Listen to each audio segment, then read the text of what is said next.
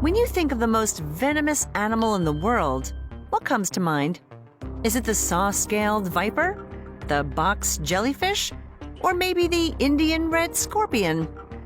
Though all very dangerous, if you guessed any of those, you're wrong. The answer may surprise you. Yes, this odd-looking mollusk is the most venomous animal alive. It's called the cone snail. And while a snail may seem like an anticlimactic answer, it should not be underestimated. The venom of a single cone snail can potentially kill up to 700 people. Yikes! So how does it hunt? What happens if you get stung by one? And how is its venom used in medicine? There are over 1,000 species of cone snail that vary in size and appearance. Watch out for them if you're ever in Australia's Great Barrier Reef or off the coasts of Hawaii and California.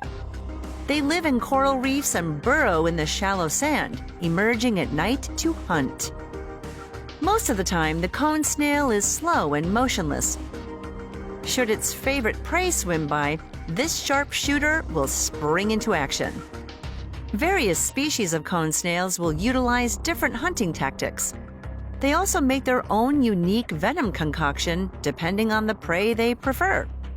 This can be worms, mollusks, or fish.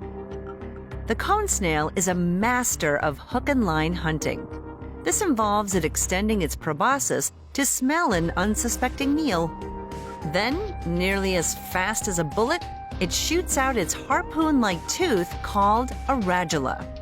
In the blink of an eye, it skewers its prey at speeds exceeding 400,000 meters per second squared.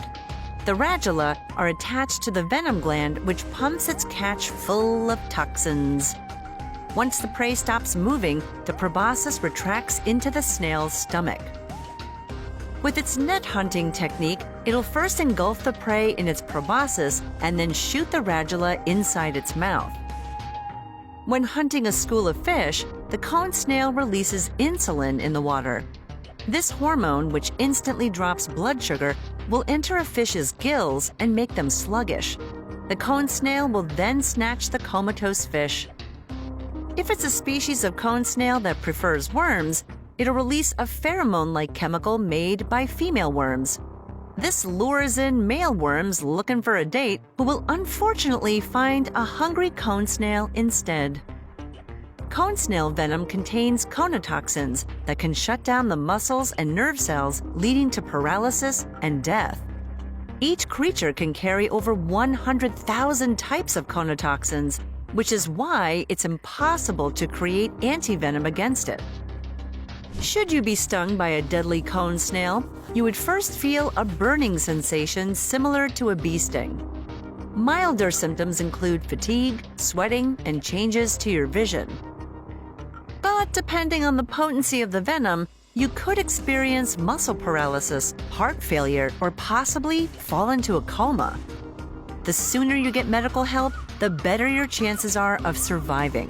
Death can occur anywhere between 1 to 5 hours after the initial sting.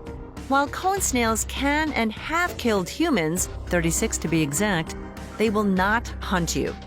Fatalities are often from accidental encounters with beachgoers and scuba divers.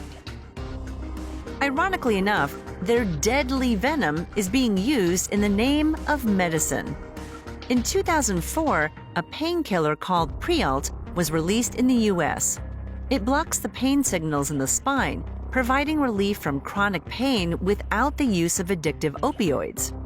Prialt's secret ingredient is conopeptide, the pain-killing conotoxin that the fish-eating cone snails inject into their prey. Scientists are also researching the snail's insulin. The insulin our pancreas makes takes about 30 minutes to lower blood sugar, while the snail's is instant.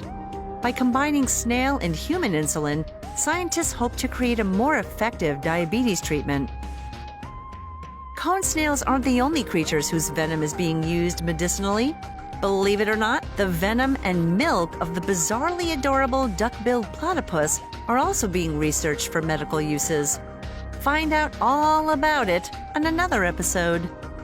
Being the most venomous animal on the planet, armed with toxins that can both kill and help you, is what cone snails are. And that's what makes them crazy creatures.